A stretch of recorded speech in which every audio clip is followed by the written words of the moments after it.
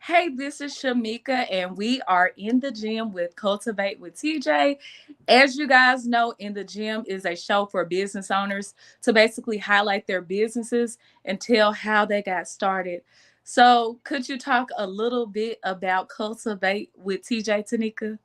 Absolutely. So first of all, thank you, Shamika, for having me here on the show. So Absolutely. excited, so blessed to be here and just share my experience. So I'll just tell a little bit about how Cultivate got started. Actually, Cultivate is not my first coaching or consulting business. So it actually was birthed from me actually evolving as an individual. So I was like, my first brand was kind of like it was still reflecting like an old version of me. So I was like, I didn't grew up a little bit. Let me rebrand. Let me jump back out here. So originally, I wanted to be a life coach and an executive coach, and so that started back in 2017. And it's really crazy. A company I used to work for used to have an executive leadership coach come in and coach the managers, and I was always so curious as to like what he was doing.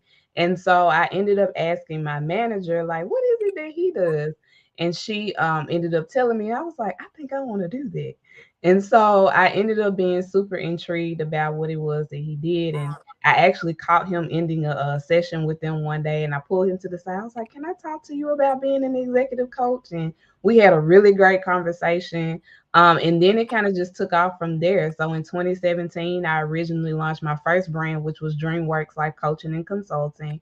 And that's when I just left work one day and I said, listen, we finna get ready to go ahead and make this thing work and do what it needs to do. So that's officially when I actually launched my life coaching and consulting business. But to bring it up to speed to now, where Cultivate is the more evolved version, it's the more evolved woman that really captures what it is that I stand for as far as my background and the impact that I'm looking to make in the world. So Cultivate with Tanika Johnson is specializes in, so I'm a business psychologist, I'm an organizational development consultant, as well as a corporate wellness strategist as well. So I work with small business owners, I work with medium to large size businesses, um, coaching small business owners, and also going into organizations and larger businesses to help them with their company culture, their team development, their leadership development, training and development. So building, making sure they have adequate training and development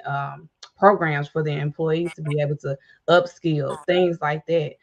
Standard operating procedures. Those are the types of things that we truly, truly work for, and actually building out corporate wellness programs as well. So that's just a little bit about Okay.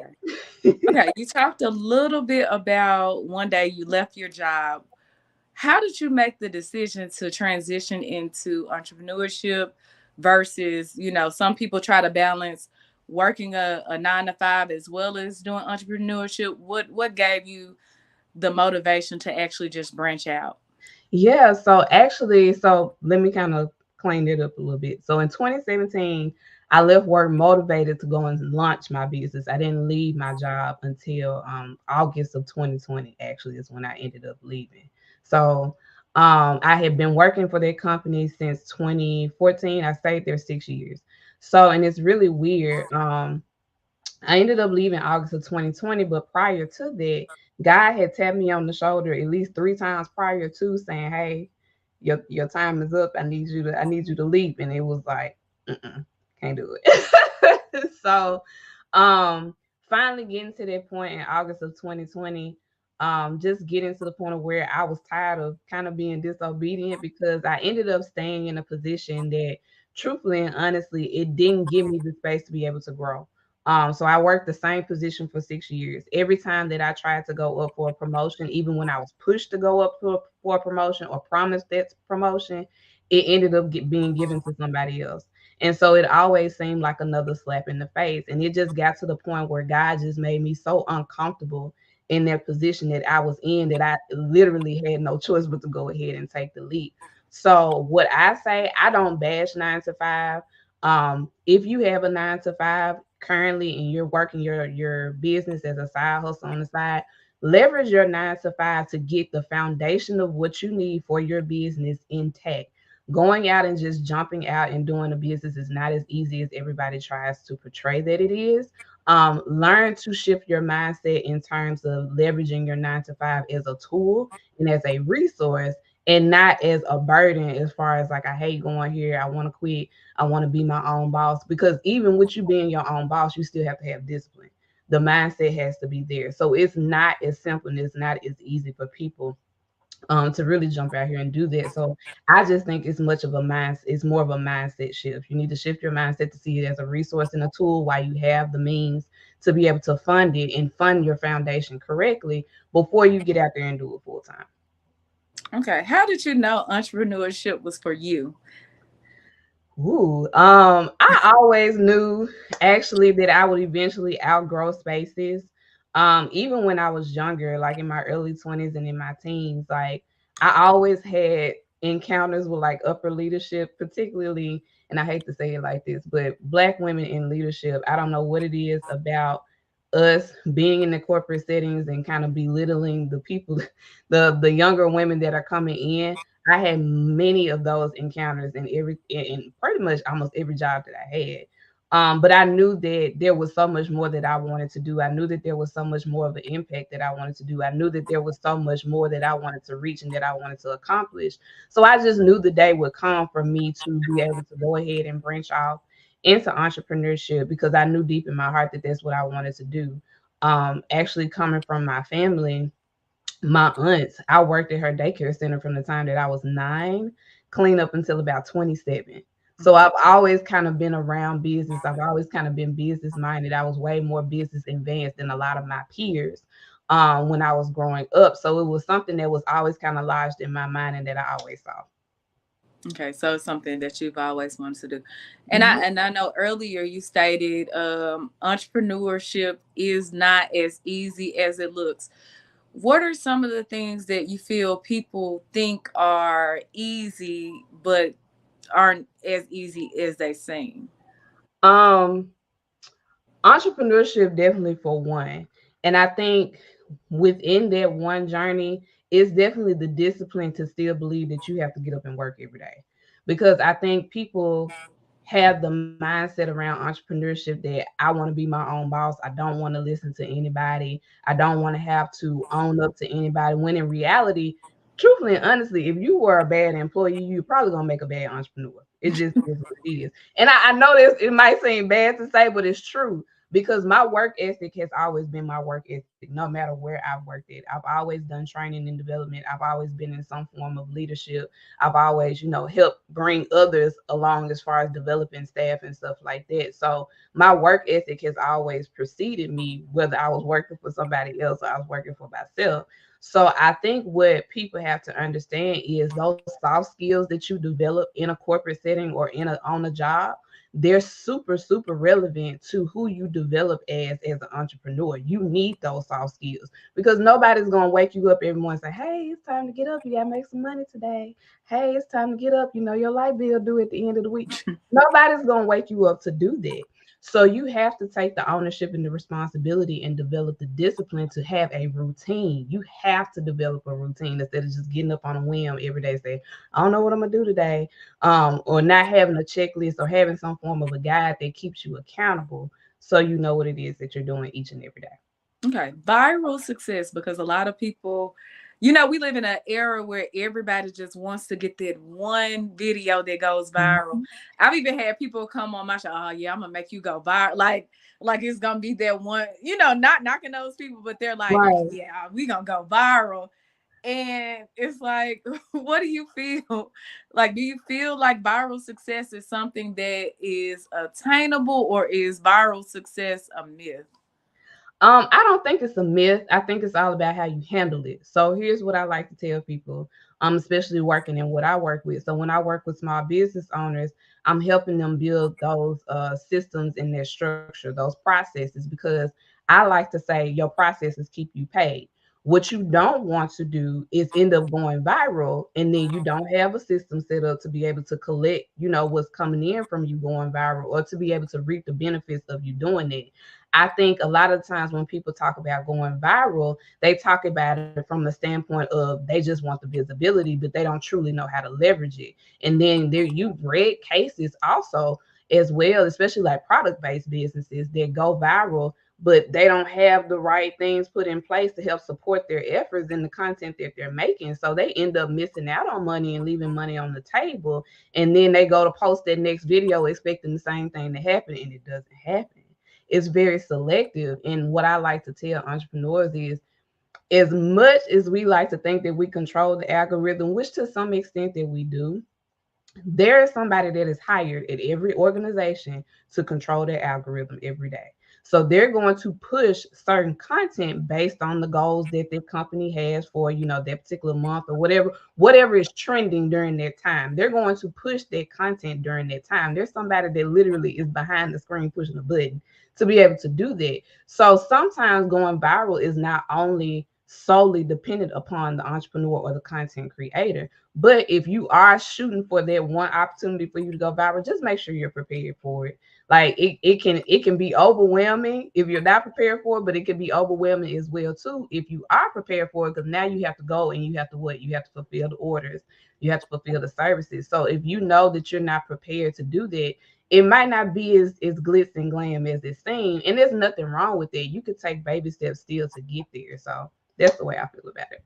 Okay. So what are some of, because you just named one. So one of the I guess benefits to having a success coach is that you know about certain systems, because even before having this conversation with you, I didn't even think, as simple as it may seem, wow, if you don't have a system in place and you go viral, you just get visibility and you're not getting paid. Mhm. What are some other benefits that come with booking your services? So with me, I focus heavily on ensuring that you have a proper foundation, which comes with, of course, establishing processes and systems. So it may not necessarily be like, hey, we need to go buy this technology.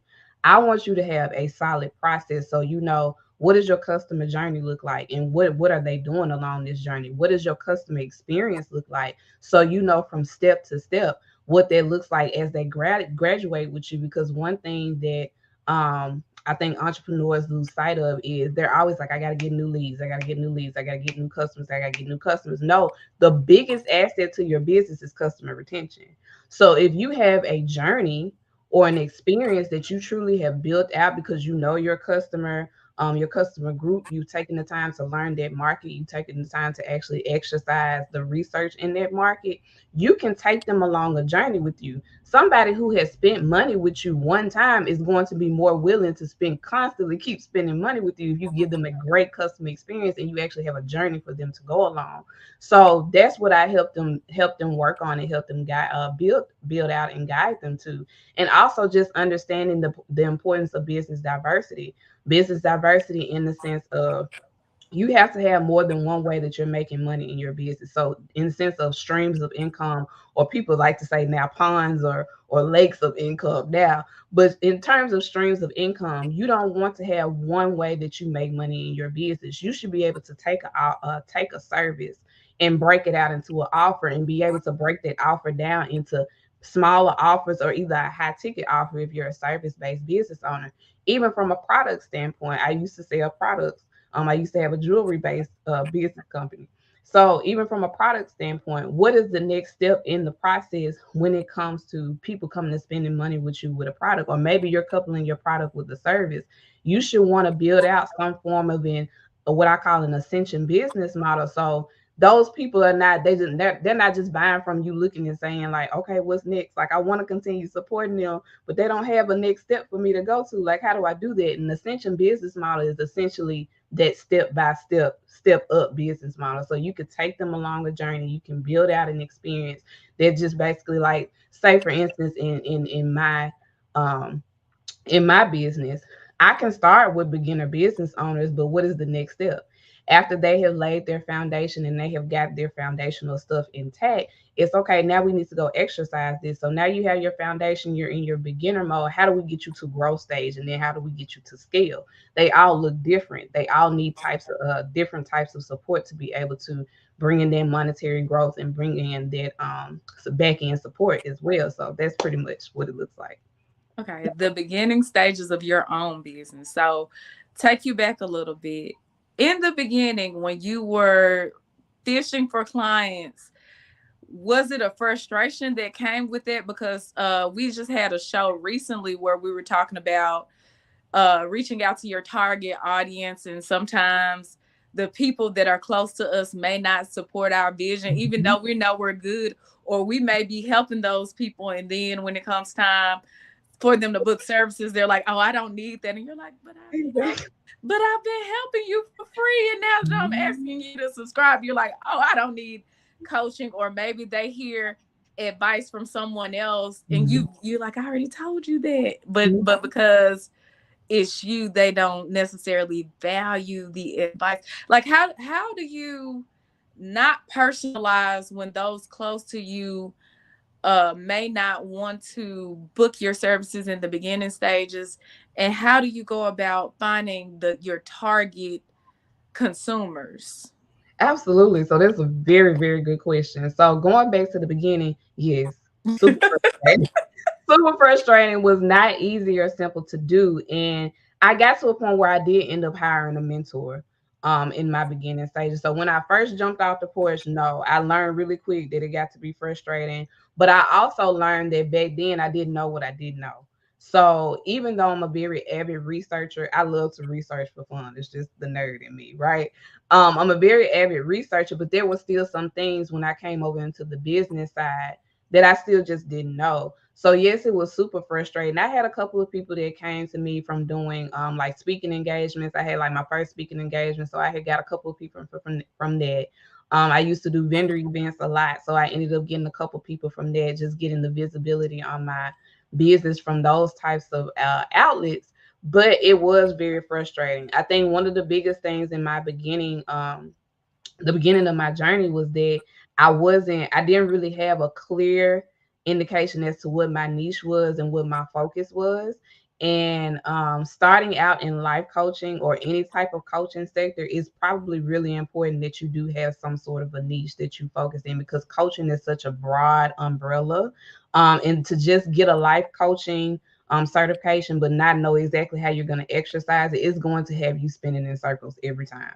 You have to find that one thing that you want to place emphasis in, whether it's you want to be a life coach but you want to focus on relationships, you want to be a life coach but you want to focus on health. Those things are still related, the skill set is still the same. It's just you're taking it to a smaller niche down audience, which then in turn this is letting you know, okay, now this is my ideal audience. Now how do I find my ideal client? Well, if I'm gonna be a life coach that focuses on health and wellness, obviously I need to be in the space of where people care about their health and their wellness. I need to put myself in the space of, hey, let me get on this health and wellness podcast. Hey, let me go to this health and wellness conference or vendor event. How can I show up in the space of just getting that knowledge and that value out to people so it starts to attract those people to me? And I think it's super important to just know that once you do find your niche, you know where to find your people. It would be, it wouldn't make sense for me to say that I'm doing health and wellness, but like most of the people on my time, like they don't really care about health and wellness. They talking about eating sweets and all of this stuff all day long. Then obviously that's not really what they want to do. So I think one of the other things is too, like, you really have to take time to, once you niche down, learn what your target market is, and then also learn where to find them. I'm a big proponent of having online and offline strategy, really more so offline, because I like real human interaction. And I think you can sell yourself so much better in person than you can online. I just say social media is a tool. It's a great place for you to leave your footprint. So if somebody does look you up, they at least know, hey, she knows what she's talking about. She knows what she's doing. But for you to be able to get in person and sell yourself, I just think it speaks so many other volumes that social media can't necessarily speak. So hopefully that answered the question. It definitely answers the question. And it also leads me to another question, because you spoke on life coaching being so broad, and several individuals are getting certifications, and then some don't get certifications. Like, there are Mhm. several people with the idea of, hey, I want to be a life coach. Mhm. And what that does is, in my opinion, it creates, in some cases, secret competition. So people are looking at you like, you a life coach? Like, I'm one too, so I don't want to, work with you. How would a person have tunnel vision towards their goals, because in the reality of it all is everybody's not for everybody, and you may be you may be the perfect match for someone, and I may not be the match, although I'm a life coach as well. So Mhm. how would a person have tunnel vision towards their own personal goals even though their market is extremely saturated? So I think it just goes back to, again, once you know your lane, you know what you're shooting for. So since I know my lane may not necessarily be your lane, I'm like, shoot, I love everything she's doing over there, but that's not my lane. If somebody comes to me with whatever it is that you specialize in, I'm quick to tell somebody that's not what I do. I even if I have knowledge about it, that's not my lane. So I'm quick to refer somebody out to a reliable resource if I have access to that resource. I'm not scared to say that that's not the thing that I do. One of the things that beginner business owners, I think, get so overwhelmed about is when somebody comes to them because they just trying to get that experience up under their belt.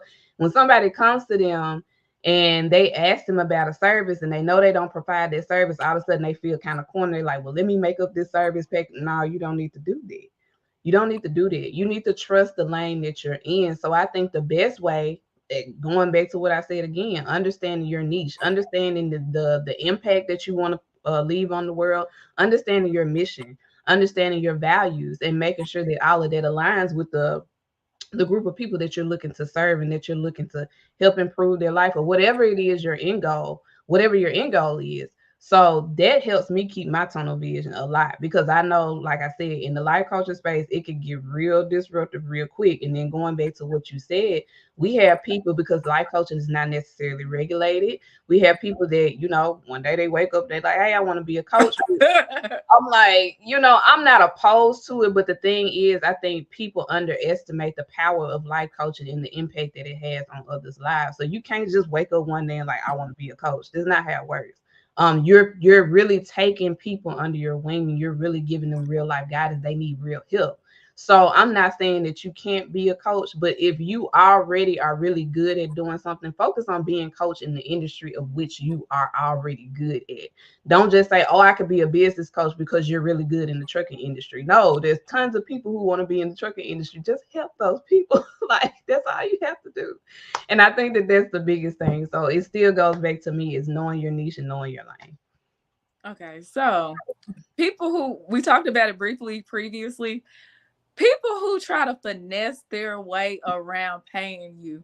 It's like, I want to pick your brain, Tanika, but Mhm. it's like they're picking your brain for days and weeks, and you at some point you're like, hey, want to book my service? They're like, how do you avoid people, I don't want to say stealing services, but that's basically what it is. How do you avoid people like, how do you know when to say, okay, now I need to charge this person versus like it's nothing for me to give this specific advice?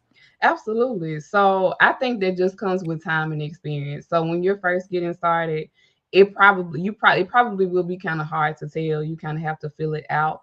But it also comes with, I believe, knowing knowing the transformation of the service that you're looking to deliver. So you'll know whether it's just like one of those basic Q&A questions, or if it's like, okay, we finna have a full blown pick my brain session. You'll end up knowing once it gets to a certain point in the conversation. And I think what also comes with that is having the confidence to enforce boundaries.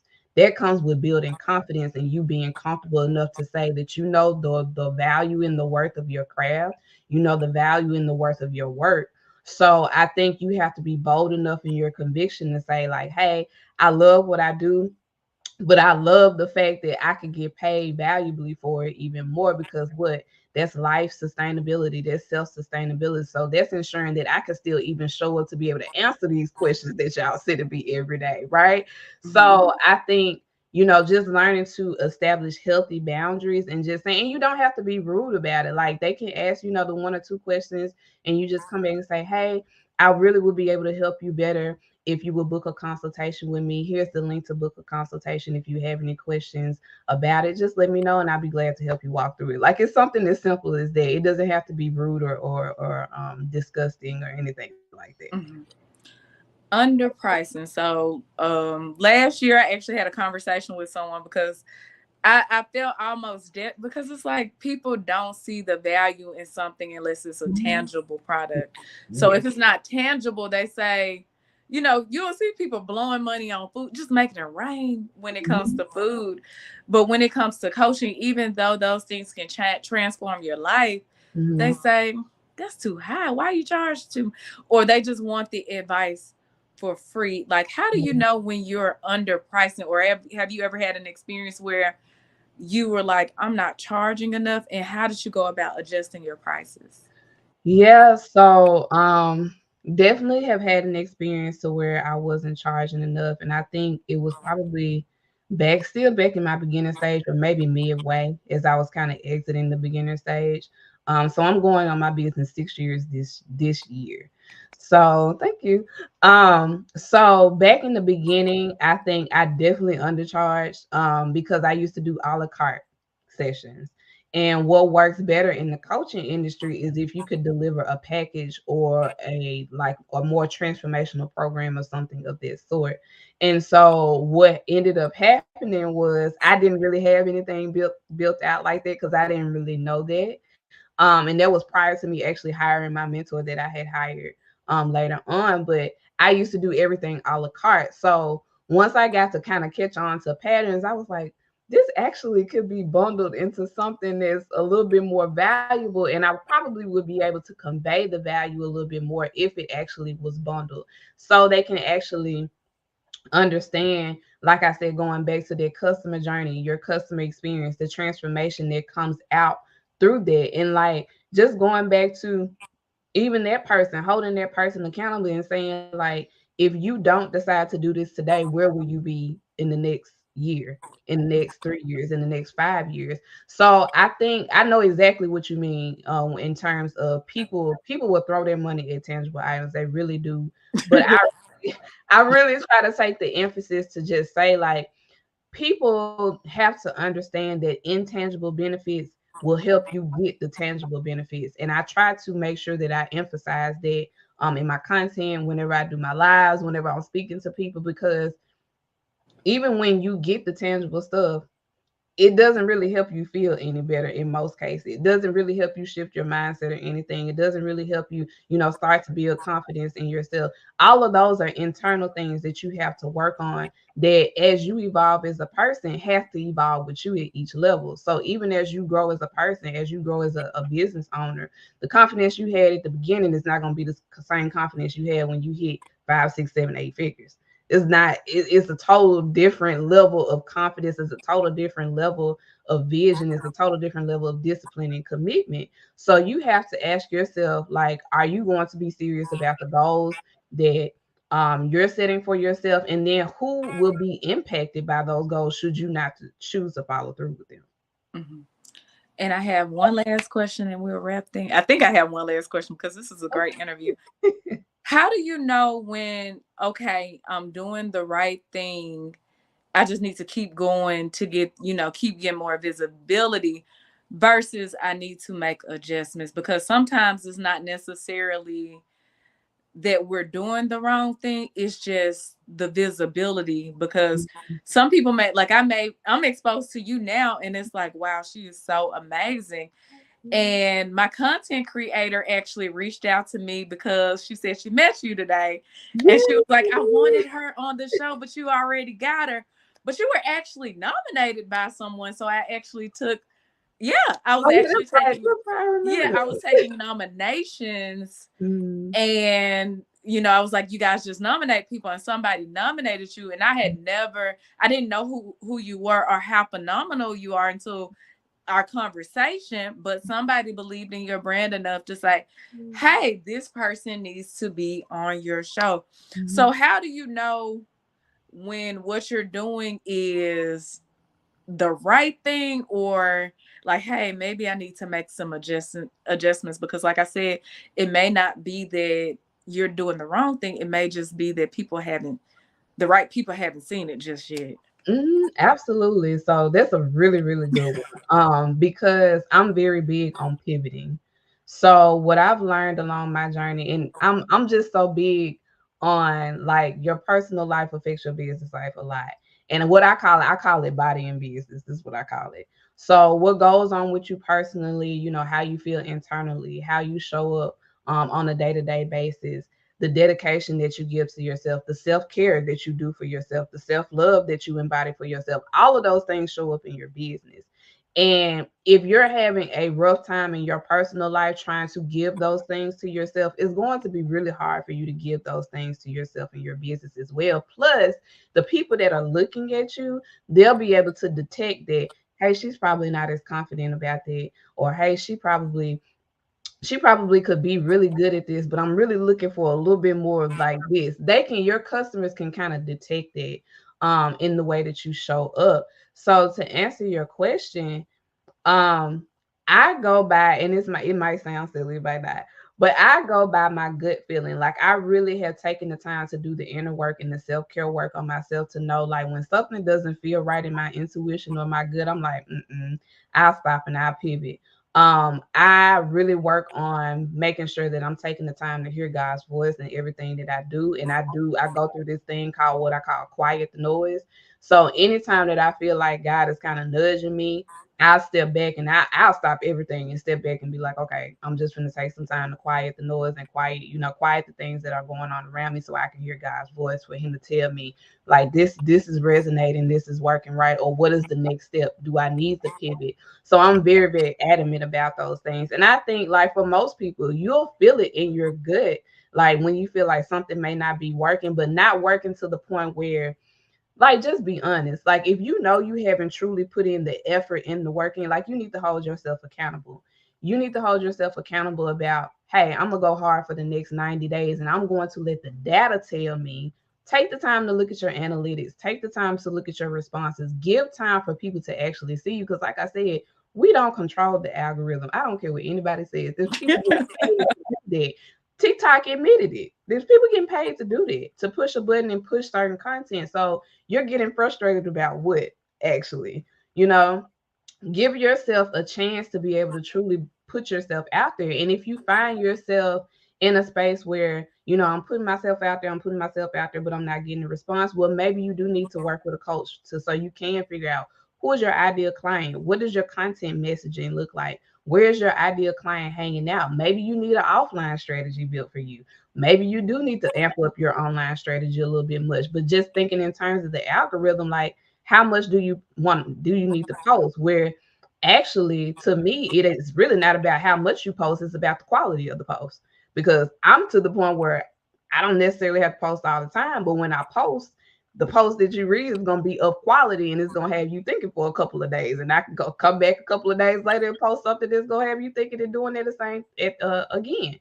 So it just goes back to like you have to give yourself a chance and you have to hold yourself accountable. Like I said, once you start working for yourself, nobody's gonna come and say, "Hey, you need to post today. Hey, you need to go out and network today. Hey, you need to get this lead a call today." They're not going to do that. It just doesn't happen. So you have to be truly adamant about holding yourself accountable and saying, "I know I gave it my all. I know I did what I needed to do.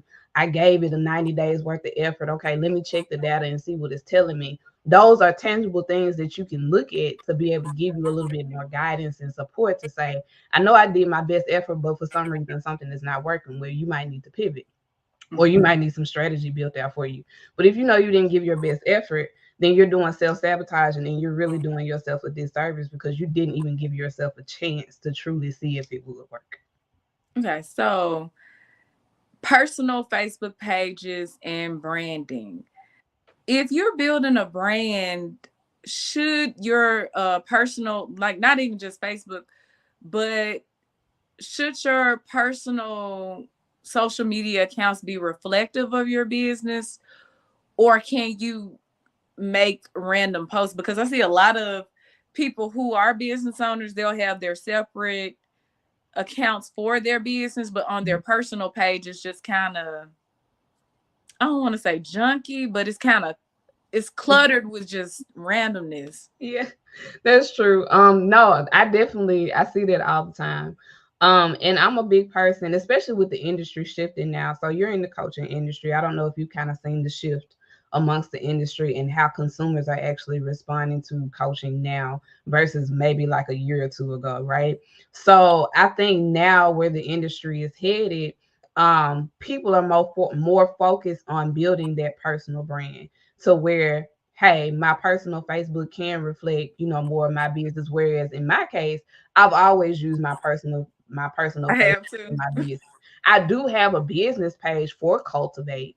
However, if I'm not actually living the life that I'm telling you about, it kind of, there's a disconnect. It's a disconnect. So you need to see, not saying that you have to give your most transparent moments to everybody on the internet, but you need to do a healthy mix of saying like, okay, I'm gonna post a little, BS post on this day and today. But just understand that it needs to be a healthy mix because you can't get mad about the sales that you didn't ask for. So if you posting a bunch of junk on your page every day, ain't nobody buying from, that's not how it works. You can't get mad about that. You also can't get mad because you're adding that into your algorithm to be seen, but then you post your business post and you just like, ain't nobody seeing. Well, stop posting all this other stuff. It doesn't make sense. Like it doesn't make sense. So I think especially it just kind of depends on what you want to do. So if you're a business owner that is looking to separate themselves from the brand, you're just like, my business is my business, then that's one thing. But if you're a business owner that's just like, I'm a personal brand and I'd rather build the personal connection. So when I travel to any other thing that I desire to do, my audience will still travel with me, which in most things that I have done, that's how my audience has been. When I was selling jewelry, they was with me. When I transitioned, I was kind of doing jewelry and coaching at the same time, actually. But when I transitioned fully into coaching, like I still had the same supporters. They might not necessarily book me directly for services, but they're sending me referrals all the time. They always are sharing my content. They're always are sending me, DMs and messages saying, I'm so proud of you, like the woman you have evolved into. So I still have that level of support, even if it's not monetary support. So if I move into something else, which I do plan to do, but if I move into something else, I built that personal brand, I built that personal connection, I built that personal impact, and I brought them along my journey for them to even see like why this is even relevant to, who I am and who I'm becoming. Mhm. I said that was the last question, but this is the last question for real. Lack of focus versus lack of support, because I see some people, and you even talked about it, people saying, "Oh, the algorithm, people aren't supporting me." Mhm.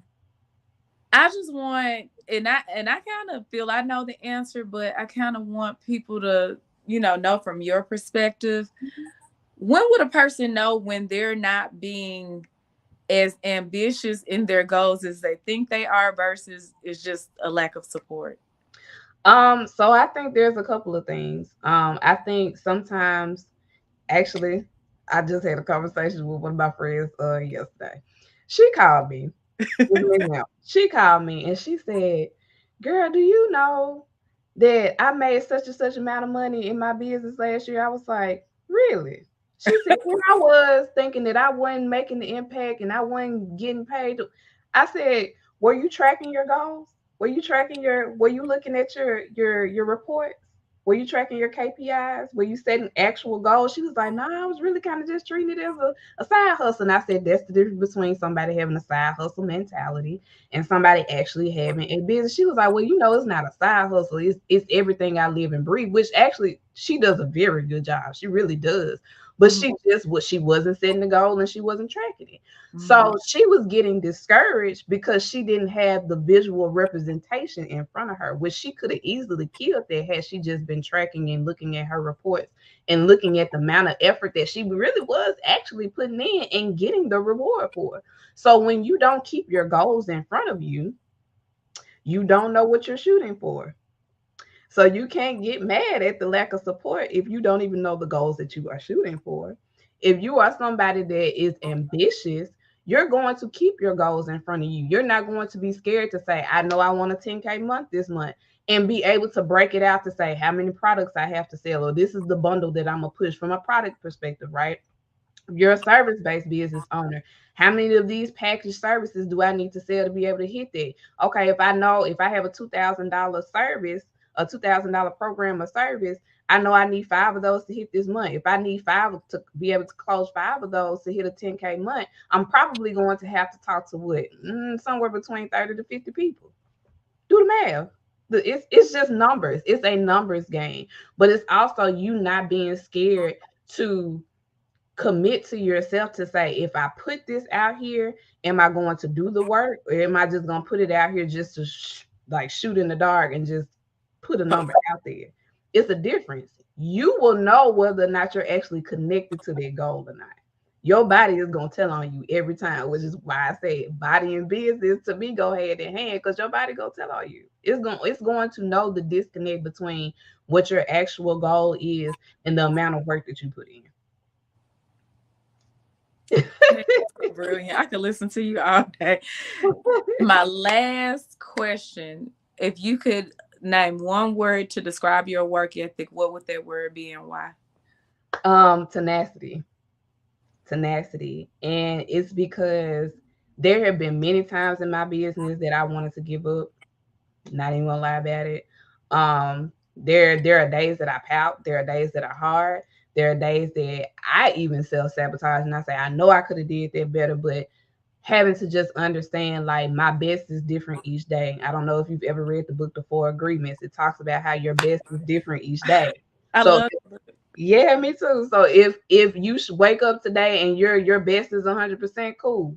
If you wake up tomorrow and your best is only 30%, you did your best for that day. So tenacity and just knowing that it's okay to pivot, giving yourself permission to pivot, to just say that I know my calling, my assignment from God is much higher than what I could see. And even if I'm working in the middle of a project already and God is like, nah, I need you to pivot right here. Because he didn't did it to me plenty of time, plenty of time. I need you to pivot right now. Are you willing to like drop everything that you need without fear of being judged and saying, this is what I'm pivoting to? Give yourself permission to try it again. Give yourself permission to try it multiple times until you feel like it's right. It doesn't have to look right to anybody else. Does it look right to you? Does it feel right to you? So I think that's one of the biggest things that I've learned in my journey, is just having the tenacity to be able to give myself permission to pivot, to evolve, to grow, to change my mind, whatever that looks like to me, and whatever I feel like is, aligned with my assignment and what I'm here to do in this world. That's what I'm going to do. Thank you so much, Tanika, for joining us. I'm about to end this video, but stick around. Okay. Bye. Oh, it won't let me end it, Lord. I'm gonna have to edit. Ah, I'm pressing end, but it's like I don't want to end. Like my computer froze. Uh oh. We can take you out.